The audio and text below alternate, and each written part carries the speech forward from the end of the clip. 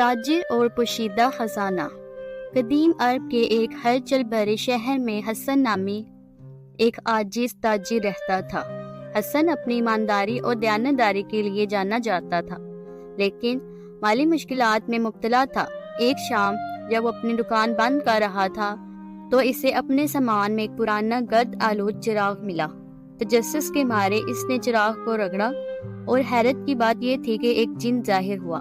جن نے آزاد ہونے کے شکر گزار میں حسن کو 3 خواہشیں پیش کی، تاہم حسن نے اپنی ایمان اور اصولوں کی رہنمائی میں کوئی مادی یا خود غرضانہ چیز مانگنے سے انکار کر دیا۔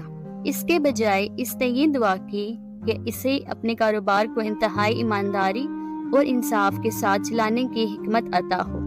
نئی حکمت کے ساتھ حسن کا کاروبار پھیلنے پھولنے لگا، جس سے دور دراز سے گاہک آتے۔ اس نے اپنی کامیابی کا استعمال ضرورت مندوں کی مدد کے لیے کیا اور سخاوت اور تقوی کے لیے ایک شہرت بنائی۔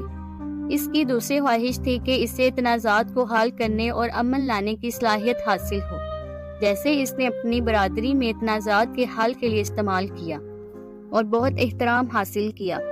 عمر کے ساتھ حسن نے اس بات کی اہمیت کو سمجھا کہ وہ اپنے علم اور اقتدار کو آگے بڑھائے۔ اپنی تیسری اور آخری خواہش کے لیے اس نے دعا کی کہ اسے تعلیم دینے اور جوان نسل کو متاثر کرنے کی قوت عطا ہو۔